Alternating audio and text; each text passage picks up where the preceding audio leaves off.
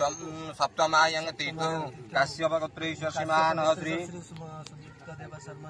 अस्मत् यजमानस्य गौतम गोत्रस्य श्रीमान् श्री कालीचरण बोधदासस्य सुभाष बोधदासस्य शिशिर बोधदासस्य सन्तोष बोधदासस्य अजित बोधदासस्य जयदेवी बोधदासस्य मंगलदेवी बोधदासस्य सुजित बोधदासस्य समीर बोधदासस्य प्रदीप बोधदासस्य सुजित बोधदासस्य संजीव बोधदासस्य आलोकदत्त दासस्य देवकुमार बोधदासस्य सर्वकाम फलप्रद श्री दुर्गा प्रीतिकाम गणेशादि नाना देवता पूजा पूर्वक वार्षिक शरदकालीन श्री दुर्गा देव्याः घट आमंत्रणा दिवस कर्माहं करिष्यामि।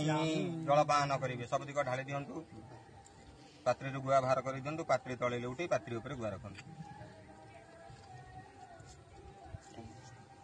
ओंग जज्वाग्रत अक्षत पकेबी नमस्कार करी ओंग जज्वाग्रत दूर मोदयति दैवं ततः सुपुतस्य तथैवैत्री दुरांगमं ज्योतिषांग ज्योतिरेकं गुआ नहीं आसंतु पात्री नहीं आसंतु।